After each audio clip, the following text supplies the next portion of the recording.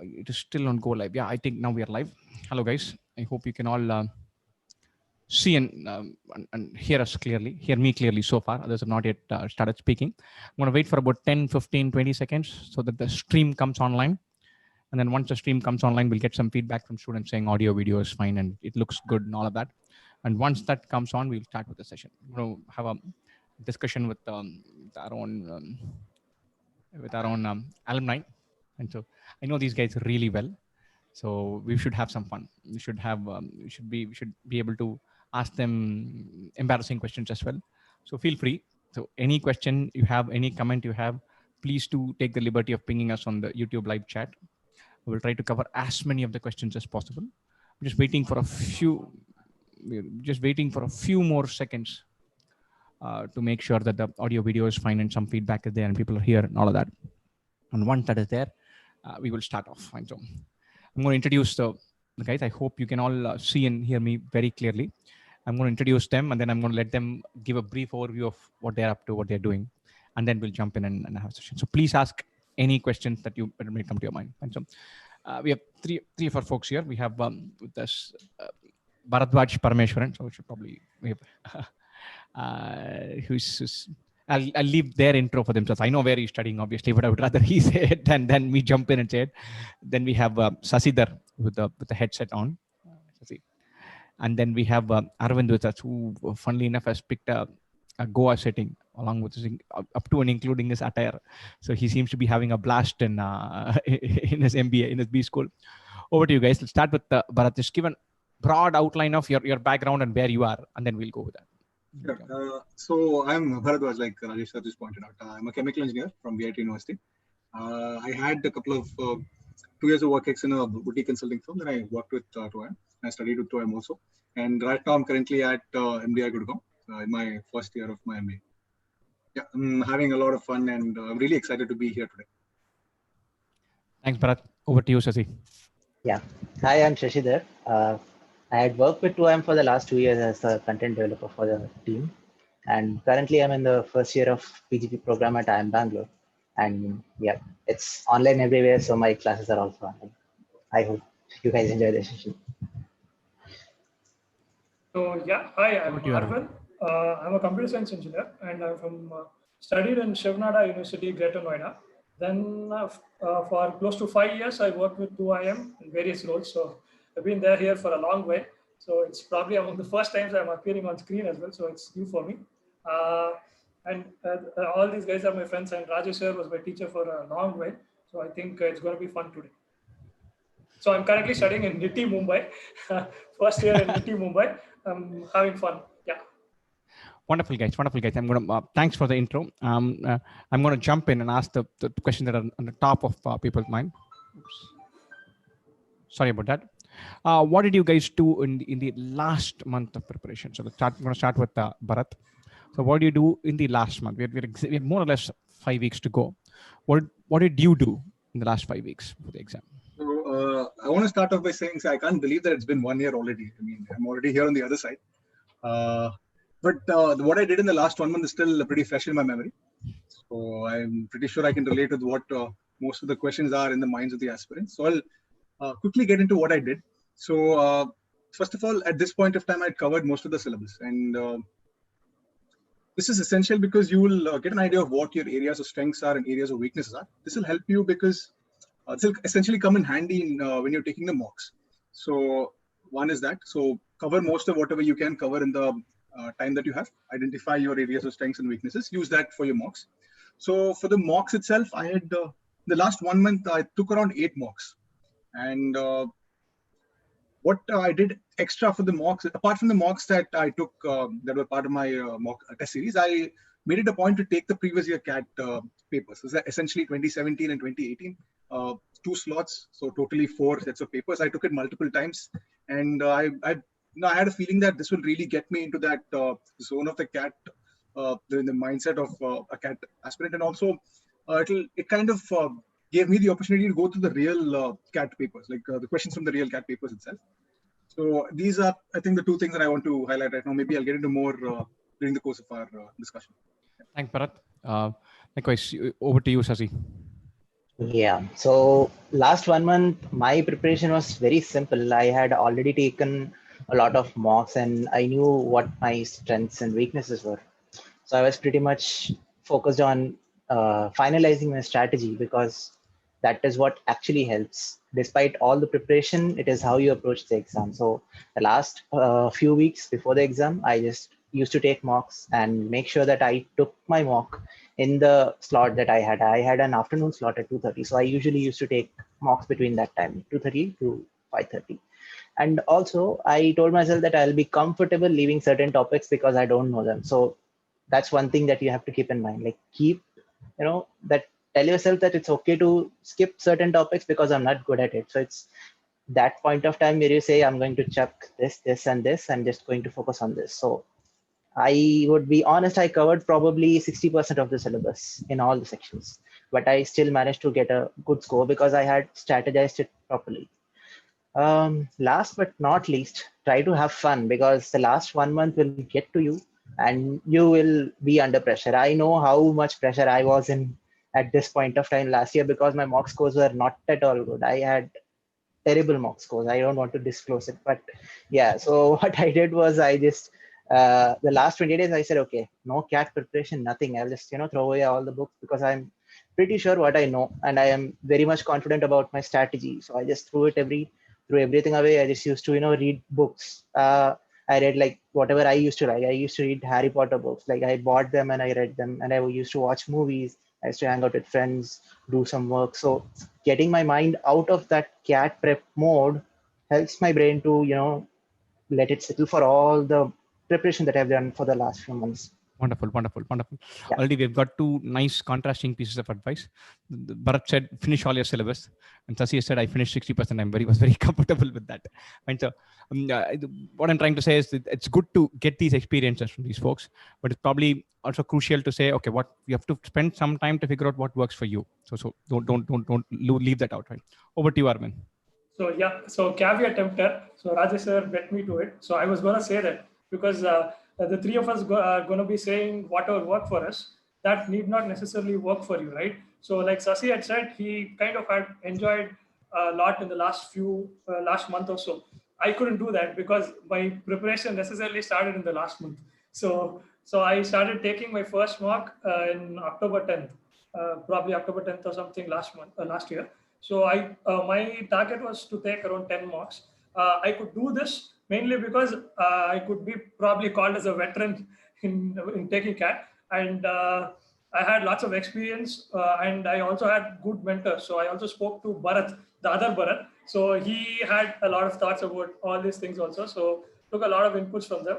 So my target was to take 10 mocks and take those 10 mocks properly. That is, take the mock in the proper time, like 𝗪𝗃 said, because that's very important. Because like we all said, you will be a working professional. You could be a college going graduate or something. But if you're a working professional and you work for a long while, honestly, the last 3-year exam that you would have taken with all efforts would have probably been in school, which is in 12th. So after that, we all know how we used to take semester exams, right? So that's a very important thing to keep in mind, because CAT is also as much about stamina as much as it is about knowledge. So I've had people coming and saying that by the time they came to the quant section, they're out of gas. Even though the question seemed easy, the mind just stopped working. So you need to consider all that. You need to come and take in the time that you have, so that your body mentally prepares itself for that particular thing. So that's one thing that I would suggest. And second thing is, of course, enjoy the exam. So like 𝗪𝗃 said, enjoy the exam. It's although it comes only once in a year. Think about it like any other exam. Yeah, definitely. Even if you go with this approach, on the D-day, the adrenaline will get to you. It will push you. You'll start taking it in all seriousness.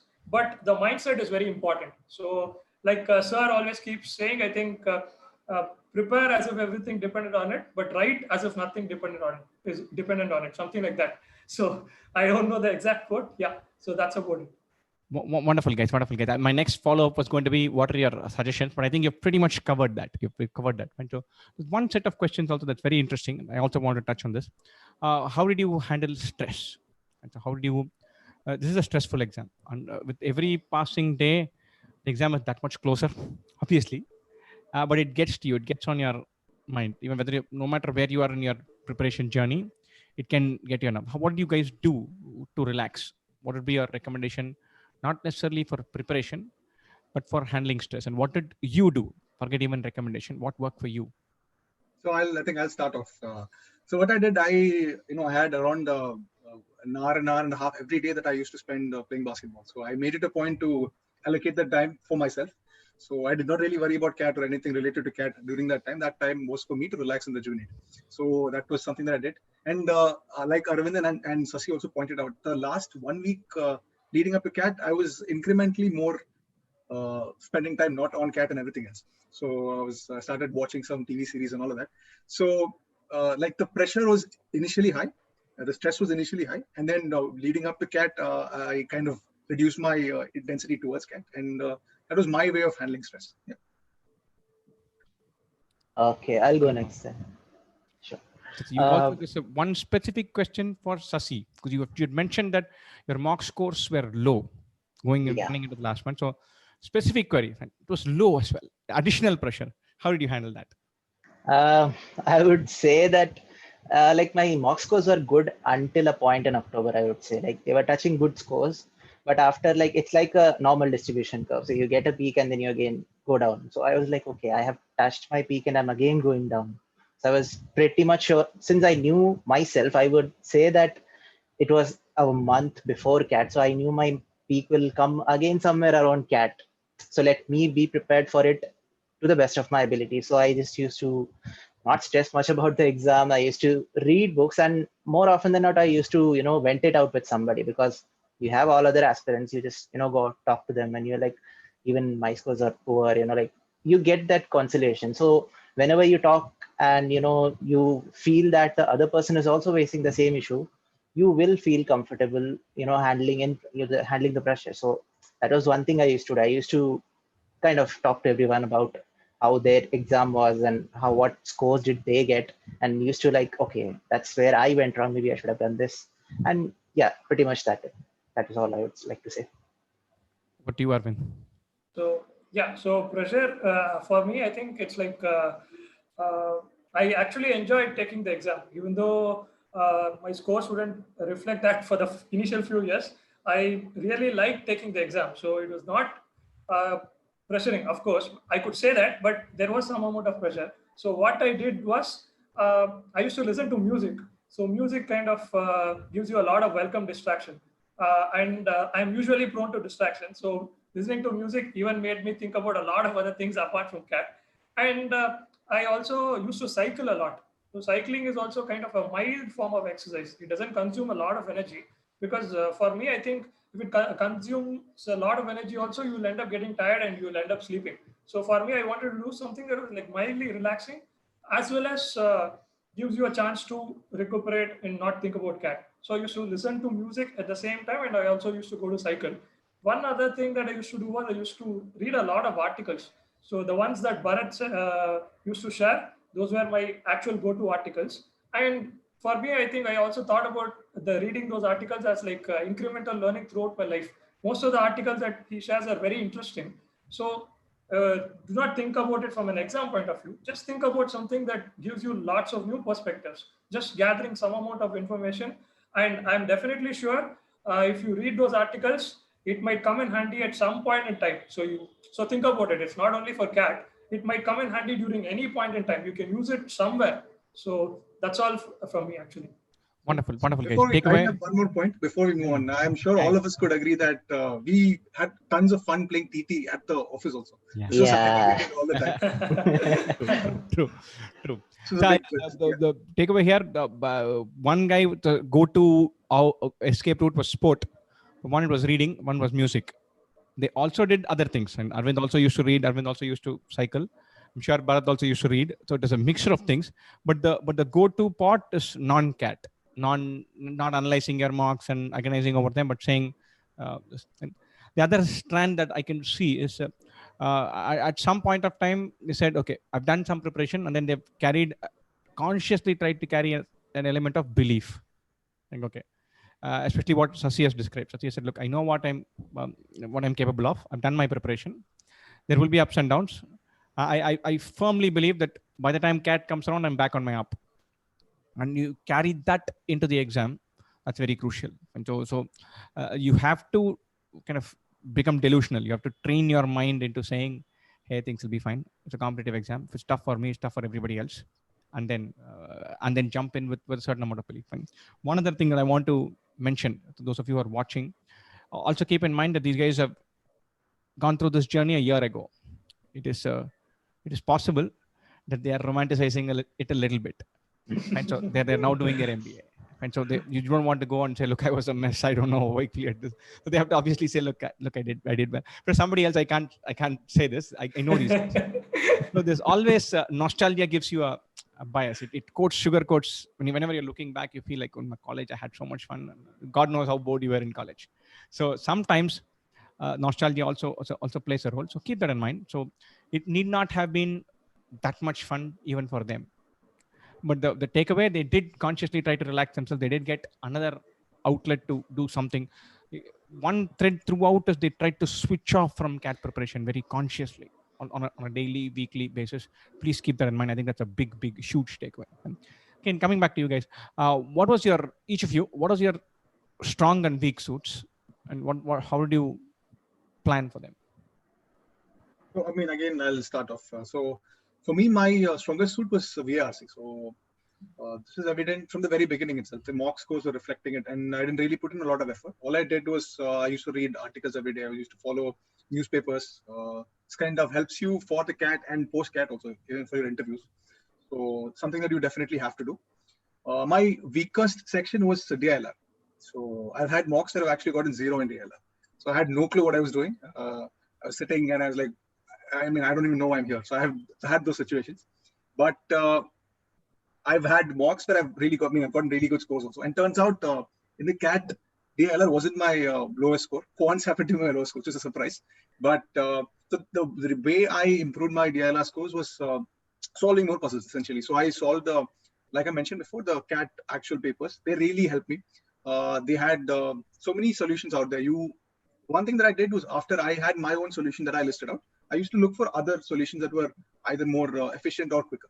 So that was something that I was consciously out on the lookout for. And that definitely helped me in giving me different ways of approaching the same problem. So that definitely helps for 𝗿𝗏. So yeah, I think that's my answer. Over to you, 𝗪𝗃. Okay, I think the answer is pretty much same. Like, my strong suit was also 𝗿𝗃, and much like Bharat, I also had scored a lot of single-digit marks in the 𝗿𝗏. So, but one thing was sure, because I had given CAT 2018 as well, I knew that, like CAT 𝗿𝗏s are doable, and if you pick proper sets, it's going to fall in place. So I was not worried about the 𝗿𝗏 per se, but my mock scores in the 𝗿𝗏 were terrible because I found the questions from mocks very tough. But when I solved past year papers, it was actually doable. So I felt that, like in exam, maybe I will do it, because since it's a, artificial pressure for the mock, I might screw up some now and then. Quant was one section where I had to make an improvement, because 2018 I had scored very low, as in if I have to give out a number, it was in the late 60s, as in somewhere around 68, 69 percentile in Quant in 2018. But I made sure to fix my strategy and also learn a few topics which I was not comfortable with. And by the end of exam, I had made a good leap. I scored 94 in Quant. So I feel that it's an achievement, coming from 68 and going on till 94. So I tried to balance out whatever I knew and made sure that I equally distributed marks to all sections. But yeah, if you want to say my strongest section was 𝗿𝗃, and my weakest section would be Quant. Yeah. Wonderful. Over to you, Arvind. So yeah, so I would like to actually think that I was equally good in all the 3 sections, even though the marks might suggest otherwise. So yeah, so apart from that, jokes apart, so I think my strong section was Quants. And I would again argue that all the sections I was equally good at. It's just that depending on my character and personality, there was scope for inconsistency, as in not a consistent range of scores in both English and 𝗿𝗏. That was possible for me. That I knew from very long back. So what I did was in English, depending upon the paper, I used to just tweak my approach. If I found that the paper was very good, I would go for all in. So I would probably go for upwards of 32 questions attempt. If the question was tougher, I would take my time to answer the questions, go step by step, not really worry about how much time I'm taking. Just think about selecting a particular RC passage and then striking out and then move on. So that was my approach for 𝗃 And in DILR, again, it depended on that particular day, because how much ever I could practice, I am decently good with numbers and I can do DI pretty well. Even in LR, I thought I could do and solve puzzles very well, but it depended on that particular exam day. For whatever reason, I could falter during the exam day, or as in not give my best in DILR. So my approach was that if I could minimize that and do at least something close to my best possible level in DILR, I was good to go. And in Quant, again, even though I knew that it was my strongest section, I did not want to put too much pressure on it, because I know that if you put too much pressure on any particular section saying this is my strongest section, I have to score this particular percentile or this much particular mark in that particular section, it's kind of a recipe for disaster sometimes. So I just thought about maximizing my attempts in quants without doing any foolhardy stuff. That's all. Wonderful, wonderful, wonderful. I think a couple of points which I thought was very meaningful was, don't take additional risk just because it's your strong section. So the crucial thing, we tend to set a very high bar for what our crucial section is. And one big takeaway, I think all three of them kind of alluded to it. It has underpinned their belief that the mocks are sometimes crazy. Actual CAT is never funnily crazy. And so actual CAT is usually one, easier than most mocks, two, better. You don't get the two cranky VRC passages, the three impossible DLR sets that can kill your score and make you tired and annoyed and irritated. CAT RC passages are lovely to read, lovely to read. So I think Bharat mentioned one thing. He said he always used to go back to the actual CAT paper for DLR, look at the solution from a different point of view. Because if you look at the actual CAT papers, you have 6 papers to look into them, you'll get a sense that, hey, this is doable. I can attempt each of these sets. None of this is rocket science. None of this is funnily, crankily difficult. And so, and that idea, you need to have, that underpins belief. So keep that in mind, that actual CAT is going to be significantly easier than mock. So keep that in mind. And that idea is got to underpin your belief. That's one thing that all three of them have said in different forms. The actual exam is more interesting, more fun, more engaging, less volatile, less cranky, less annoying, fewer annoying questions, and generally easier, more relaxed. And so keep that in mind.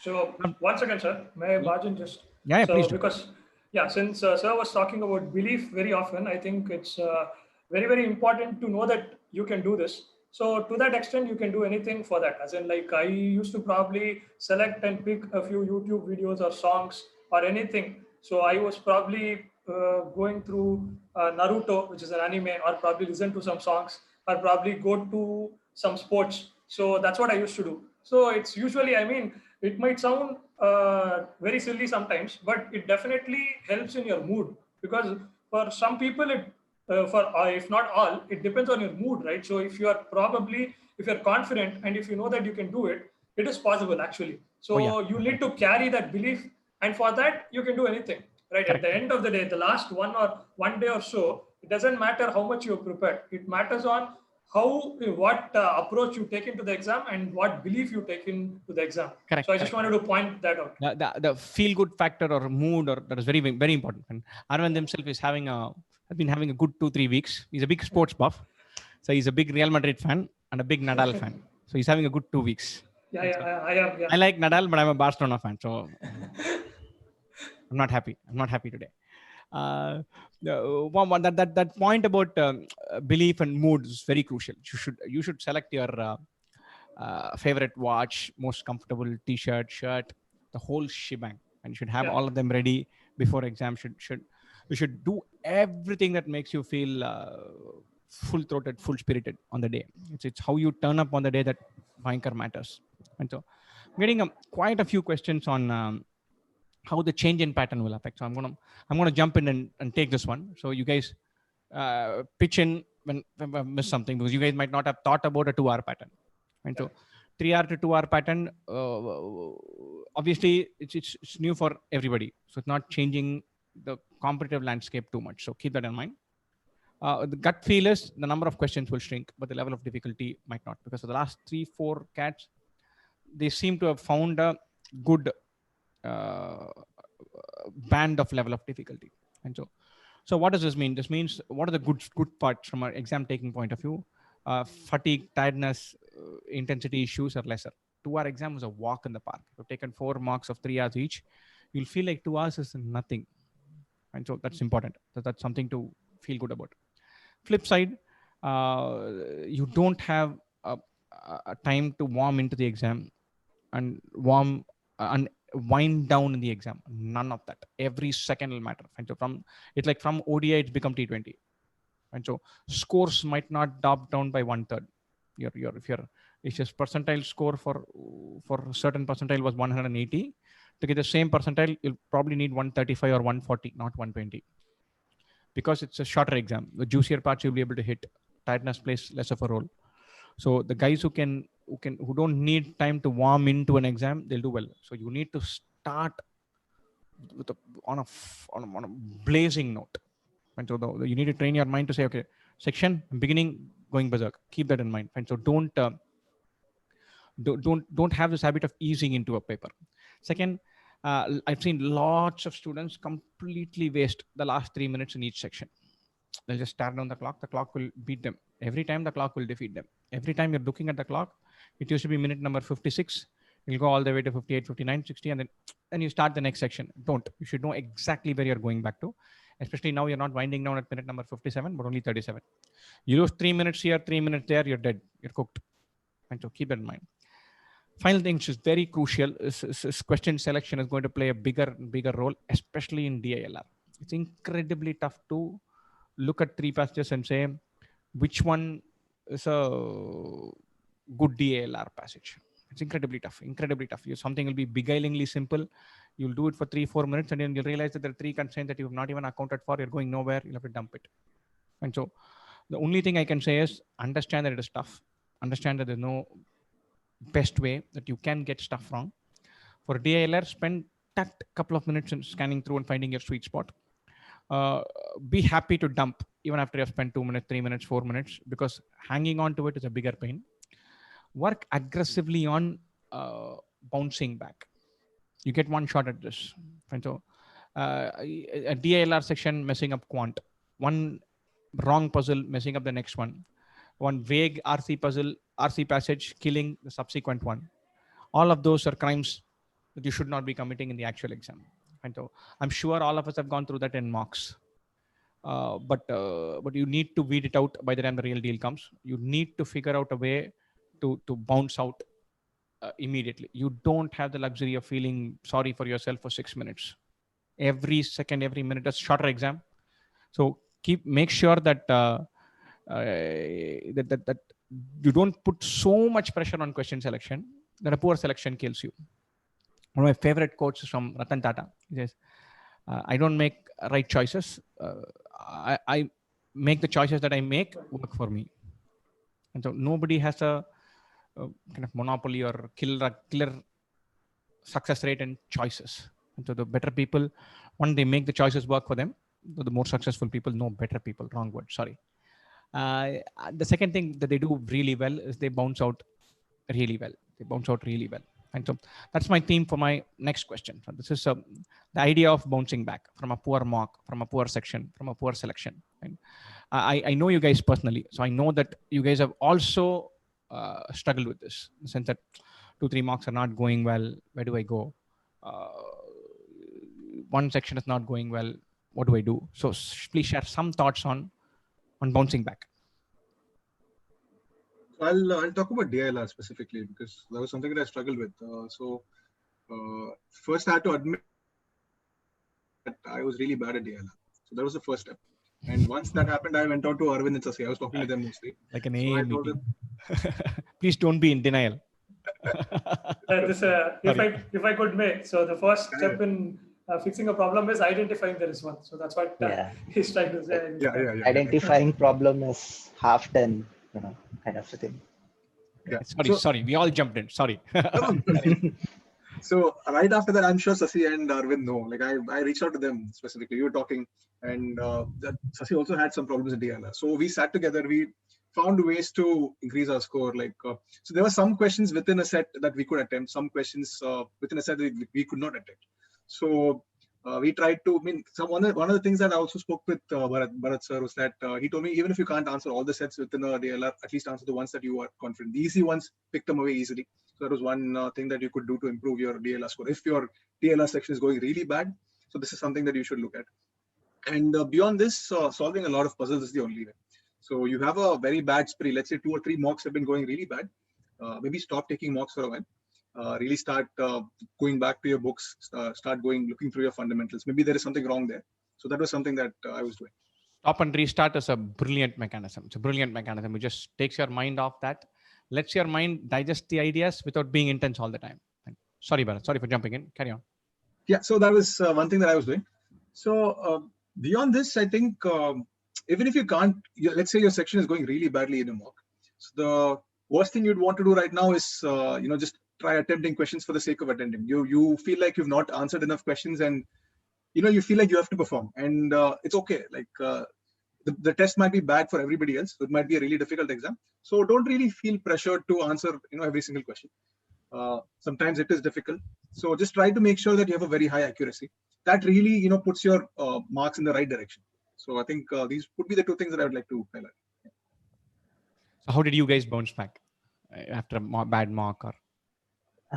So for me, I would say, first of all, identifying what went wrong, because obviously there was something wrong. That's why my mock went wrong. So I used to sit and analyze for like 5-6 hours. I used to resolve every single question and used to look at the solutions, and not certain, in mock solutions, the person who solves the question will give you some shortcuts or some easier inputs which can help. Like it's not like you get the entire solution, but you get to approach the question in a way that they have explained. So I tried to remember the approach. I just went on, and if things went too difficult for me, if I'm taking back-to-back mocks which are giving me low scores, I used to completely throw away everything, take a break for say 3 days and touch nothing, because whatever problem that is inside my head, the subconscious mind needs to kind of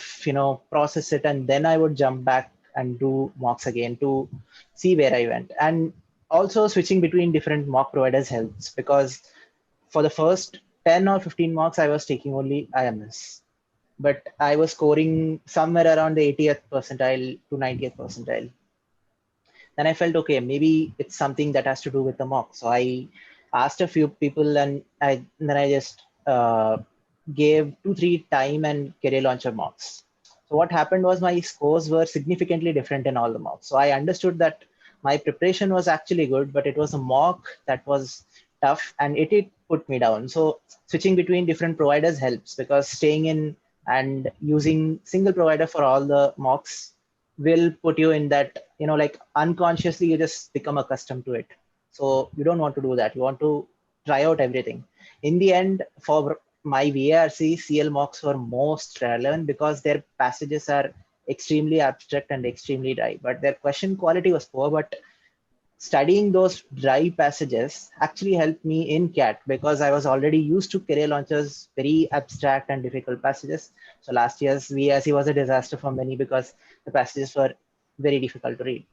But yeah, so in that sense, I would say try different mocks, take rests in between whenever you want to, and see where you went wrong. I mean, my professor at IIM Bangalore tells this. She's an organization behavior professor. She says that problem half identified is problem solved. As in, for our project also, she did not give us any specific outline. She said, I'm not giving you anything. You go figure out yourself what you want to do in that particular project. So I'm still figuring out. So maybe by in 2-3 weeks, I'll probably figure out what topic I'm going to do my project on. So that is all about. Thank you. So my thing about bouncing back was entirely different, because to be very honest, I was not facing any issues during mocks. Even now, my mocks percentage were very high compared with my actual CAT percentage. So that's been the case for the last 2 or 3 years. So what happened was I always knew I was doing very well in the mocks. But one thing evidently that I did not learn again was not to take a mock in the last 2 days before the exam. So in 2018, I took a mock on Saturday, which was the day before CAT. I ended up doing very bad, and I was in a bad mood for the entire Saturday evening. I don't know whether that affected during CAT or not. I would probably leave that. What happened this year was, again, I took one on Friday, but what changed this time was the mark was still low, but what I did after that was a change. I did not let it affect. I was in a very good mood. I think I played some games on Saturday night. I watched a movie or something on Saturday night and Sunday, and then I took the CAT. So my actual thing about bouncing back from pressure happened in the CAT exam, in the 𝗿𝗏 section. So I think before the last 5 minutes, I think I just had attempted 7 questions in 𝗿𝗏, if I'm not wrong. And I think I consider 𝗿𝗏 not to be a very weak section for me. So it was just about something not clicking on that day. And I also knew that that could happen anytime. I was prepared for that. So I was not really worried about that. So what I did was I started making some calculated risks. And again, one more caveat emptor here, it worked for me that day. So I'm not going to just go and say that I knew what I was doing. It could probably be that I was lucky also. So what I did was I just took some calculated guesses and then ended up pushing my 𝗿𝗏 to a pass score, which was above 90 percentile. I ended up getting 91st percentile in 𝗿𝗏. So then what happened was, then again, I did not let it affect my quant section. So I did really well in quants. So I think maybe I could have done a few more questions, but I'm really satisfied. So it's all about how you did do when you are in a pressure situation. So just do not lose your belief. Or even if you don't know what you're doing, just think that you're doing it correctly and try to switch off when the next section comes, because that's an entirely different section. It could be very easy when compared to the other section. And just thinking about the previous section, you could probably miss out on a very easy questions in the new section. So correct. Just adding on to the points, switching off from section to section, some physical things or cues. Fine, so stretch your hands out, take a deep breath. Yeah, just look into middle distance and come back when it's submitting that session and loading the next one. You can keep it like a reboot. Like cricketers, Rahul Dravid used to have a very simple rule. New session, new bowler, he would take guard. He's telling his mind, okay, I'm starting all over again. So that idea of rebooting and taking those 15 seconds off, it has to load anyway. You submit it, it loads in and reloads. It gives you 10 seconds. So you reboot like that. That tells your mind, okay, I'm taking a whole new exam. That can help. Right? So just coming to one question on the chat window. And once I finish a 𝗿𝗏 set, I have only 3 minutes left. What do I do? What will be the strategy? 𝗿𝗏 sets generally fall into 2 categories. One is you like a bunch of constraints and you solve a grid. And then everything is fall into place. And you look at where each one sits and answer the questions. Just plug things in and you're good to go. Other, you're given a framework. And then for each question, some additional constraint get added. You're solving 4 independent questions from one set of base premises. And so, personally, I have a bias towards the first category. I sit, look at the puzzle, get the whole grid, mark all 4, go to the next one. So what I usually do, when I find a question of the second category, I'll just keep it aside. I'm not touching that. And that automatically becomes my most preferred starting point if I have only 5 minutes to go. I can't afford to start a whole new one. So I need to go to a place where I can take only 1 minute and read the constraint and take one question at a time. If I have still I have time, I'll go for the second one. If I'm very lucky, I'll go for the third one. But I don't have to invest 9 minutes or 7 minutes or 8 minutes in cracking a grid. So take that annoying only one question at a time puzzle, stick it out, and then say if I have to, I'll look at it in the last 3 minutes or 4 minutes. So that's one way of buffering yourself against completely losing out the last 3-4 minutes. And so wonderful, guys. So I'm going to come back to some of the themes that we have already discussed. Suppose you had to give one input in terms of pressure handling. What would it be? One input in terms of handling pressure. Is this during the exam or post, as in when you are preparing? When you're preparing, run up to the exam. Okay. or during the exam, either way.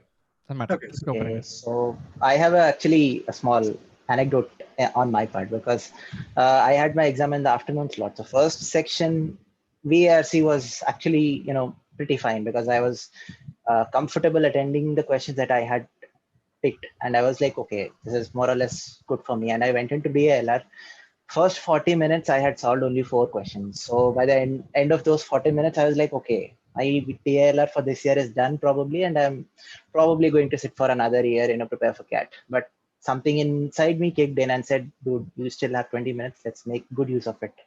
So I took say some 10-15 minutes, seconds, not minutes, 10-15 seconds to, go through all the sets that were remaining, because I had attempted only 2 out of the 8. And I was like, out of those 2 sets, I've selected only 4 questions which I could solve properly.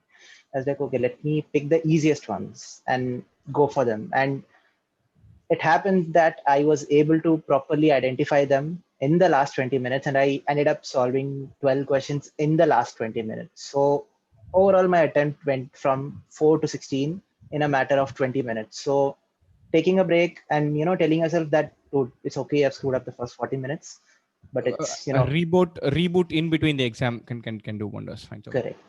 Anything else, Arvind? Anything specific for stress handling during the exam or before on the run up? No, nothing specific according to me. It's very generic. Just that, believe in yourselves, because I at least believe that how much ever effort you put, you will get a mark corresponding to that. So that's gonna happen. So just and one more thing to just add on is just everybody had touched upon, just take a step back and then think about what your plan is going to be. If it's going to be really, really tough, it's going to be tough for everybody also. Correct. So do not worry about that extra, all the things that have been predicted by all the different coaching centers, and everybody else is going for a toss. So do not bring in any external factors inside the exam, because even though the sections, first session and the second session, the difficulty of the paper might be very similar. It need not always be. So it you shouldn't be bringing preconceived notions about what is a par score and everything to the exam actually. So once that is gone, you're going to the exam and you are in that particular moment with a clean slate and you are focusing just on the question at hand. So that's going to be taking off a lot of pressure from you. So that's going to give you extra extra portion of your mind that you can adequately use on the particular question. I'll just chip in here. So to distribute, as in, how do I say it? So to make sure you have enough ways to handle the pressure throughout the session, identify questions that are easy for you to attempt first. So when you find a question, don't try to solve every single question, because some of these things might be really difficult for you. So having a priority, as in this is easy, this is medium, this is hard, I want to solve this now, maybe I'll push this for later, is a good way of handling pressure throughout the exam. And yeah, adding on to that, whatever Bharat said, I used to have a stop loss for me, because I learned it from Rajesh himself, because he used to tell me about this investment thing where people, have a stop loss for the loss they make on a share price. So I said, okay, let me apply this in CAT exam as well. So what I used to do was, I used to have a cutoff time for each question. Since quant was my worst section, I used to do a 30-second stop loss. As in, I would look at the question, I would feel, okay, this is from speed, time, and distance, and I know speed, time, and distance. Let me solve it. If I'm able to come up with a solution within the first 30 seconds, and if I'm able to completely, come up with an approach in the first 30 seconds, I'll go ahead. Otherwise, this question is chucked and I'll just move on to the next question. So in that way, I saved time and I saved the, not ended up getting pressurized because I lost a lot of time and I did not get the answer as well. So it's one of the strategies that I followed in CAT, in the exam center. Wonderful. Having a stop loss. You've spent some time, but then draw a line and say, okay, no more time. I'm going to scroll through the chat. There's a question on score required for 95 to 99 percentile overall. I'm not going to ask you guys that, because one, it changes from CAT to CAT. You might not even remember what the ranges were last year. Two, it's gone from a 3-hour exam to 2-hour exam. So as it is, only God knows what it will be. This year, maybe God doesn't know. And so I'm not going to put that on your plate. There's one other interesting question from the chat window. I think it's gone by a little while. I think Subhash also mentioned it. Suppose you go into the exam thinking this is your favorite section, your powerful section, and that turns out to be tough. what do you do? So I think 𝗪𝗔 would be best positioned to answer that. So 𝗕RC was your strong suit, and that turned out to be tough. So how did you handle that? Okay. So first things first, whenever you say that this is my favorite section, you will obviously want to attend, the entire section or take as many questions as possible. So what I did was I told myself, dude, the section is tough. Don't fall into this trap that you have to attend all the questions, 34 out of 34. So I limited my attempts. I went for questions which were easier to read and comprehend at that point of time because we had a limited amount of time. So I ended up attempting only 26. But in a generic normal mock, I would attend 30 or 32 out of 34. But this time I had to reduce my attempt and go more for accuracy because I knew that people would, face, as in, despite being a strong section, I would say other normal people, or as in who are found 𝗵𝗂𝗃 tougher, would have invariantly, like, they would have want to attempt more questions in that section because they would have this fear in them that, like, if I attend less questions, maybe I will not be able to score much. So I think the wonderful point. Very often in a strong section, you set the bar high, which is important. You should set the bar high and it should give you belief and it should not make you over aggressive. This, you can watch this in sports. And so at least it used to happen before that they never used to hit pace bowlers for sixers, but spinners, they would come dancing down the wicket and tonk, especially Indian batsmen. So the moment spin is introduced, the batsman's eyes would light up. So I've seen away the pacers, now I'll score runs. And then they'll come out the first ball and then tonk it off and get out easily. So it is important to have bhayankar belief and not become over aggressive. And so that fine line you should have, saying, look, it's tough for me. Imagine what the rest of the guys might be finding it. And then have that belief govern your performance and not aggression, and not say, look, I'm the big daddy of this, I should attempt 33 out of 34 at least. Don't increase the pressure. You should have belief and confidence, and that should underpin your performance in your strong section rather than a notional total number of attempts. So keep that in mind. I'm going to just scroll through the chat window to see what kind of questions are there. How do I ace the quant section in the exam? Non-engineer, probably we've covered that. I think I'm not going to look at that. How did you happen to skip any topics? And so I think they've had slightly different strategies. I think Bharat wanted to have a more comprehensive, I'm covering everything strategy, whereas 𝗪𝗔 skipped a few topics. And so it is completely okay to skip topics. It's completely fine to skip topics, consolidate. And so right now, if you're at 98th percentile and you're saying, how am I going to 99.7? Then you can't afford to have 5 weak topics. But if you're at 80 and you want to go to 92 in, say, quant, then you can dump merrily. So narrow down your focus, know where your strengths lie, prepare them, consolidate them, amp it up, and you're very confident. Then maybe say, okay, maybe I can add one more topic to it. The last mile, it's about having no weakness or very little weakness. But up to the journey up to 98th percentile is about knowing your strengths. So keep that in mind. Don't be governed by, don't have this, I think Arvind used this phrase, preconceived notion. Don't go into with the preconceived notion that all your weakness areas are going to be tested. They're not out to hurt you. So if you're going to dump a few topics, do that with joy, do that with confidence, do that with Josh. I will never touch anything from trigonometry. Trigonometry is for suckers. So have that kind of attitude when you're going in to the exam, so that every time you leave a question, you become thrilled.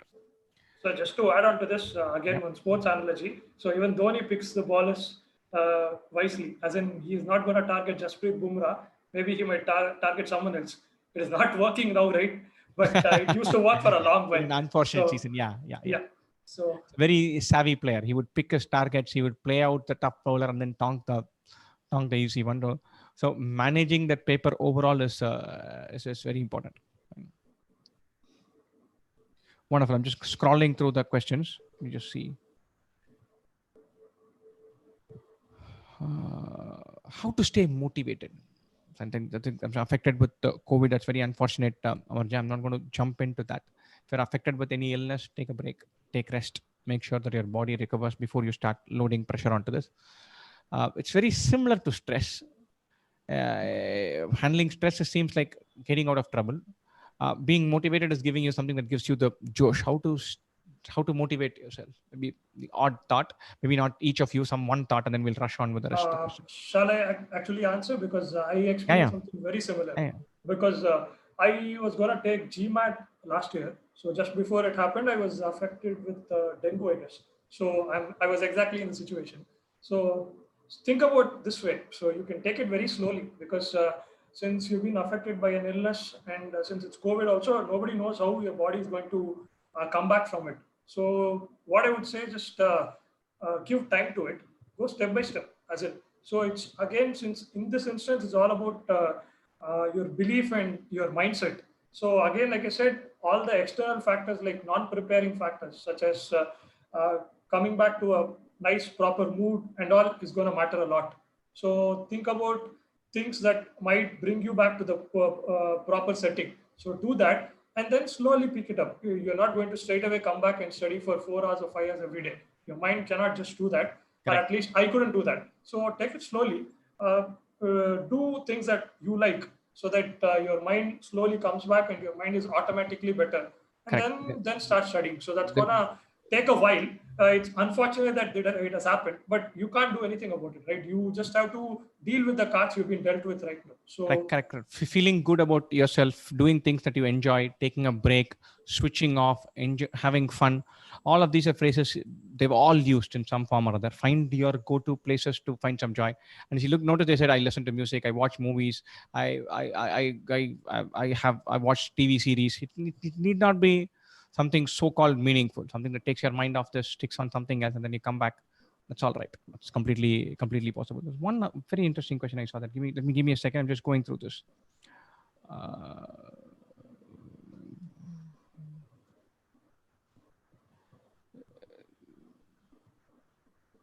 Give me a second. There was one question which I thought was very interesting. Sure. Meanwhile, when I'm searching for this, can PNC topic be skipped? One of you take that while I scroll through this question. Right, so of course. See, I went through the entire syllabus, but I did that to identify areas that I could skip in the exam. So it's not like my intention was to study everything in depth. I wanted to identify what were my areas of weaknesses that I could straight away skip in the exam. And of course, PNC can be skipped. There's no doubt. There's a caveat though, like when you enter the B school, be sure to prepare probability and permutation, because there are subjects in the first 2 terms which will test you on that. Because I find it very difficult, because I skipped it in the CAT, and the moment you enter a B school thinking that you will study all business and all, and then there comes a subject called decision science where you're hit on with Z test, T test, hypothesis testing, etc. So you're like, okay, I should have studied PNC at least for this. Reminding me of my B school days. I love PNC, so I'm probably the wrong example to be taking out on that. So my answer is skippable. Right now, I think. No, I'll say one battle at a time, Sasi. They'll face the B school battle when they get there. So yeah, no problem. So yeah, for exam, you can skip it. No issue. So right now, I think if you're going to take the decision right now, I think 95% it's skipping, because now is not the time to learn a new chapter. Correct. Now is not the time to learn a new topic. Spot on. Yeah, that being said, I learned PNC, and my approach was that if it was an insanely tough question, so PNC probably you might get maximum 2 questions. So I knew for a fact that I could at least attempt 1 definitely. So I used to go with that approach. If it so happens that I could attempt 2, I will do that. If not, I'll skip it. So according to me, at least for every topic, knowledge is important. So it gives you the luxury to either attempt it or skip it. So if it was at an earlier stage, I would definitely say do not skip it. Try to learn as much as possible. But right now I'm moving towards definitely skip it. Wonderful. I'm going to go towards the last few questions, maybe 2 or 3 more. This question on how is Niti? I'm going to skip that. I'm going to focus pretty much on Cat. I'm sure Niti is fine. You look at what he's wearing and what he said is his background. He's quite enjoying himself. All these guys are. Obviously, there's pressure and stress in term 1, but that's a battle for. Yeah, that's a different, like Bharat said, that's a different battle. One battle at a time. I'm not even talking. I didn't even want to take questions on personal interviews. That's for later. So let's forget about B school experiences for now. How to tackle inference-based question in RC. It's very specific. There are a bunch of videos on that on the channel. Please go to them. Is it good to attend non-negative mark questions, theta questions? What is your strategy for theta? Of course. See, my quants turned out my quants is my weaker section in the actual exam. So what I did, luckily I had 100% accuracy, but that does not mean that I got all the questions right. So the questions that I got wrong were all theta questions. So I made it a point to attend all of them, and you should attend. Even if you do not know the right answer, at least you should attempt. Don't worry about error rate and theta. They're very clear. For instance, Shantanu Baradare has been very insistent on knowing the mock scores. I'm not going to ask them that. I'm going to respect their privacy. So I can tell you, I know them, and they'll probably accept this. They were pretty volatile right up to the exam, as it will be for many people.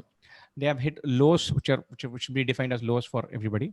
And all three of them has hit good percentile. Good percentiles north of 96, 97, in the 98 and something range. All of them have scored in the same range. And the good percentiles in the end, but I've had volatile scores. One question: if I'm scoring 70th percentile now, is it possible to reach 90th percentile by the exam? Yeah, it's absolutely possible. Yeah, definitely, because 70th percentile probably might, just in terms of marks in the last CAT, it could have been probably around, let's say 80 marks or something. To get a 90th percentile, you would have probably needed around 105 or 110, which is like 30 marks, 10 questions. Definitely possible. Even in the exam that you scored 70th percentile, if everything would have probably gone right for you, you could have got with that percentile, right? Correct, definitely. So that is going to be easier than your mocks. Keep that in mind. Add 20-30% to your score, it will happen. It should happen. So go in with that belief.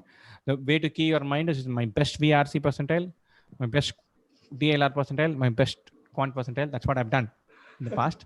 So I'll replicate all three. So that should happen, no? So and then you're good to go. So train your mind like that. Couple of questions.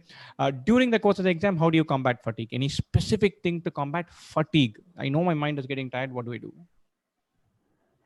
Switch off, switch on. I think take a second.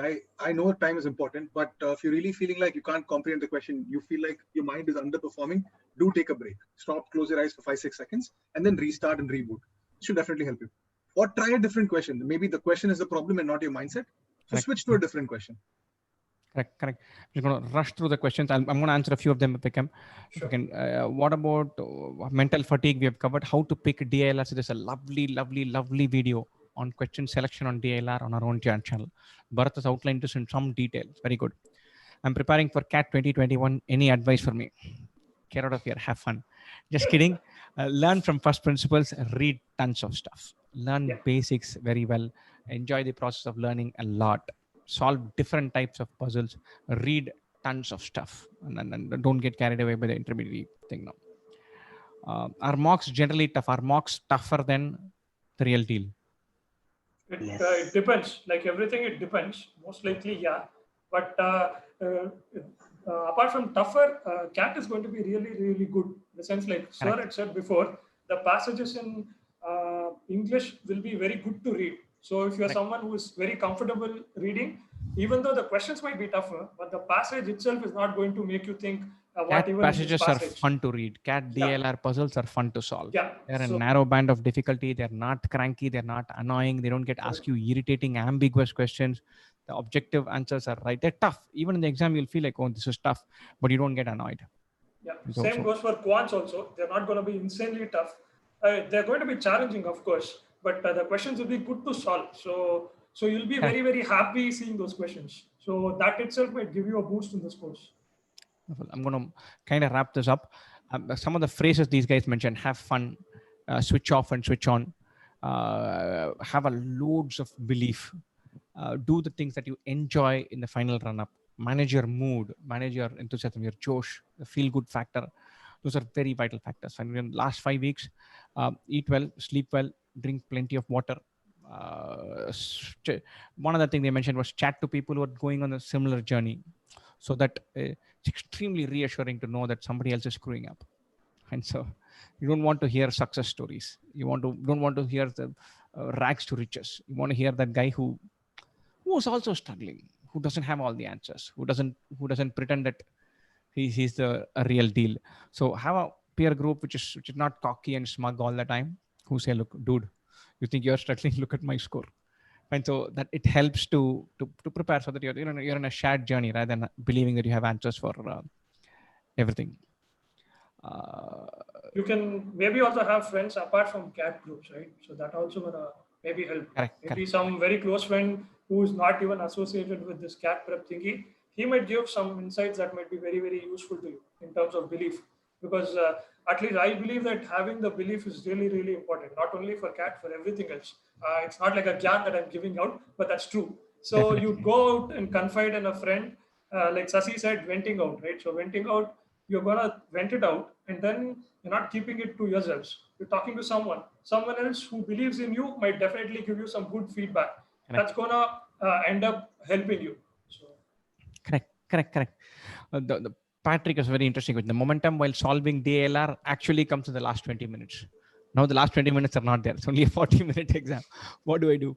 It is still the last 20 minutes, Patrick. So it's not like it's minute number 41 to 60. No, it's better. Instead of being good at 1/3 of the paper, you'll be good at half the paper. And so don't tell yourself that you need time to get warmed up. Your momentum comes later. It's all large parts of it in the mind. Yeah, actually, it's very different, sir. Actually, for me, it was the other way around. I solved 8 questions in 15 minutes, the first 15 minutes. Then until minute 50, I was at the same eight questions. So it doesn't have to happen the same way for everybody. Correct. The trajectory could be the exact opposite of what 𝗪𝗧 has experienced. Right? So I think Varun Shankar has got a very interesting comment. It's not for the good, wonderful session. If not for anything else, it's to realize that all of us are in the same boat. True. One of the reasons why we wanted our guys to come and have a chat is to kind of demystify it and then say, look, this is a journey that we went through, but it was tough for us as well. So I'm sure they'll happily, merrily accept that it was a tough journey when they went through. And the funda that the guys who seem to have done very well and have cracked it and gone places, even though they must realize that they're also starting their journey. So it's not an end. But they've gone through all of these difficulties, probably the same way that you're going through. So this is not unique to you. So keep that in mind. And so wonderful, guys. Many thanks to Bharat, 𝗪𝗧, and Arvind. I remember we did try this session once before with some other technological framework. I think 𝗪𝗧 was not free that day, so the other two guys had dropped in, and it simply didn't work. And we were just chatting, and we threw everything out of the window. And we were just chatting away to glory. So it was good fun having all of you on board. I generally love shooting the breeze with the guys, so I quite enjoyed myself. And it's important to hear the personal angle of what their journey has been. Lovely to hear it in this context. Many thanks for taking the time out to not just attend the session. I'm sure you guys have thought about what people will ask and how to phrase the answers and all that. So that funda of worrying about and fretting about and thinking, I know you guys do that. So I'm very thankful for that. The half an hour or 45 minutes you've spent saying, okay, what am I going to share that is meaningful. Many thanks for that. Please take the floor for any last final words, and over to you guys. Thank you, sir. Thank you for having us. This was a wonderful chance for me to connect with 𝗪𝗧 and Arvind again, and you, of course, sir. So thank you so much for that. I had a lot of fun talking about this. This took me back to my prep days, working at 𝗏𝗏𝗏 and studying at the same time. So it was just a lot of fun for me. Yeah, thank you. I actually enjoyed the session, mentoring people, because you have been there a year ago and telling people that it's going to be okay. Because I will be honest, I was not ever sure that I'll end up in IIM Bangalore, but things turn out never in the way you think. But it's like, keep pushing, keep doing everything, just have fun, chill, believe in yourself. Belief is everything. Hope, I think it's the best thing to have. So, yep. Thank you for having me here. I really enjoyed the session, and nice catching up with Bharat and Arvind a lot. Arvind is in beach setting anyway. So I'll keep it short. So I really loved attending the session, mainly because, like sir had said before, the last time it didn't end up too well. So I was very keen on catching up and having a fun session, because I always know that it's going to be very fun, and also in the process answer everybody's questions. So I hope we all did that. And really thank you, sir, for having us, because it's just a small thing that we are giving back. That's it. So 𝗏𝗏𝗏, I think for everybody who's preparing, 𝗏𝗏𝗏 has done a lot. So this is, I'm sure everybody, the three of us will agree that this is something probably very minuscule. So whenever you can call us, we all will be available. So definitely. Thanks a ton, guys. Thanks a ton. Lovely to have the reassurance as well. And I can tell you that I kind of always knew that. Thank you so much. Yeah. Maybe the other guys would have not put it out, but it seems like I should do it. So that's why. Correct. Lovely to have you guys. Thanks a ton. Best wishes for your own journeys in B school and afterwards after that. And many all the best wishes for all of you guys. Have belief, have faith, manage your mood, the feel good factor, and have fun in the last 5 weeks. Fine. Cheers, guys. Thank you. So, once again, sir, best of luck, everybody. Best of luck for CAT 2020. So, yeah. Give your best. Thank you, guys.